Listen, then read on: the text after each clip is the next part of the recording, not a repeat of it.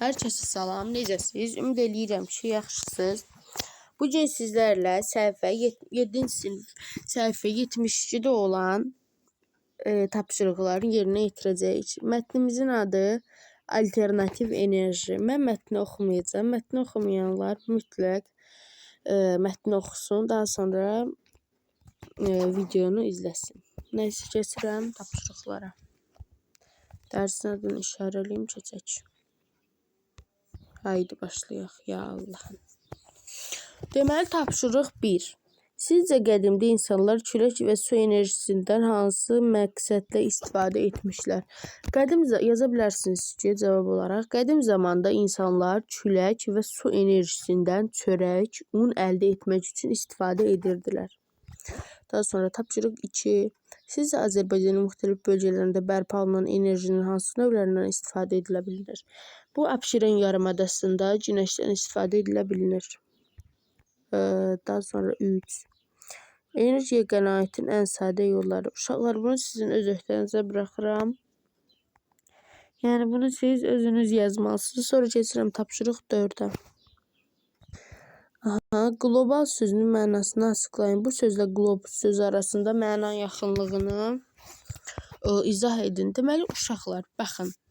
Qlobal sözü ayrıdır təbii ki də. Qlobus sözü də ayrı. Qlobal və qlobus.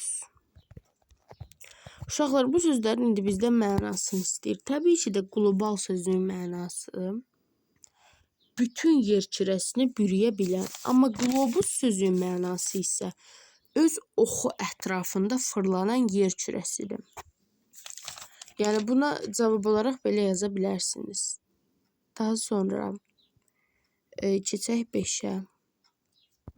Nümunəyə uyğun cədvəl qurun və enerji mənbələrinin adlarını sütunları üzərində qruplaşdırın.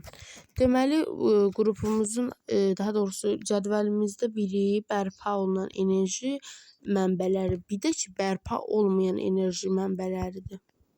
Bir də ki, bərpa olmayan enerji mənbələri.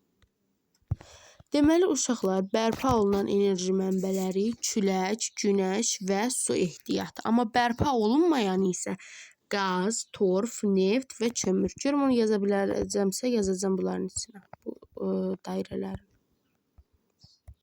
Uşaqlar, gördüyünüz kimi şükür yazdım.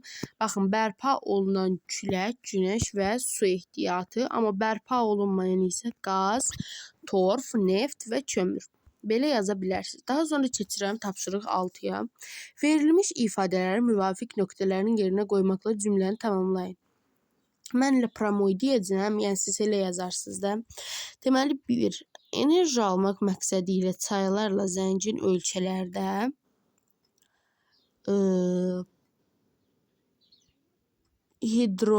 yazacaqsınız ki, hidroenergetik qurğulardan düzən ərazilərində yazacaqsınız ki, külək elektrostansiyalarından, daha sonra 3. Cənubi regionlarda günəş batareyalarından, daha sonra 4. Zəngin meşə ehtiyatlarına malik ölkələrdə biokütlənin yanma texnologiyasından, daha sonra ehtiyatlarında biokütlənin yanma texnologiyasında geniş istifadə edilir. Deməli, uşaqlar, tam aydın olsun deyə, deməli, birinciyə yazacaqsınız ki, yəni bura.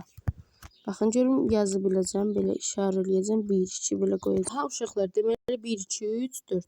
Birinciyə olacaq hidroenergetik qurğulardan, ikinci külək elektrostansiyalarından, üçüncüdə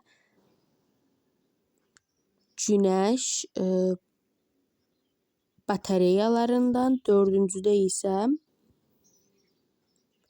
biokütlənin, yəni yonqor, talaşa yanma texnologiyasından belə yazacaqsınız. Yəqin ki, izah eləyə bildim. Sonra keçirəm tapşırıq 7-yə.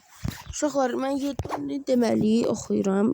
Diaqramı şərh edin və buradakı məlumatlardan çıxış edərək Azərbaycanda enerji mənbələrindən istifadə haqqında fikirlərinizi söyləyin.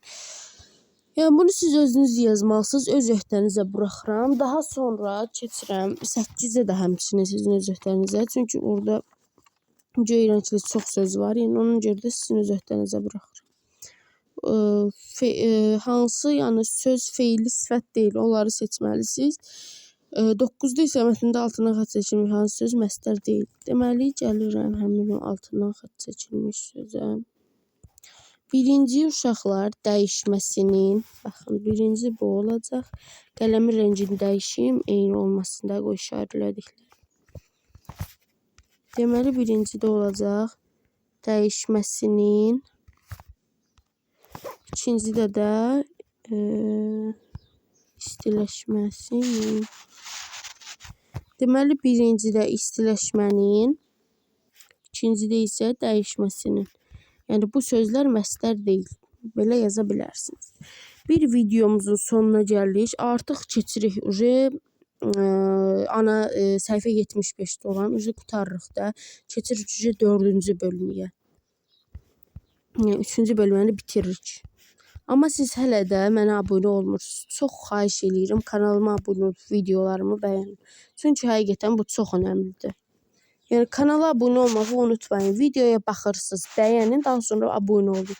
Şərh də yazmağı unutmayın, zəhmət olmasa. Sağ olun, salamat qalın.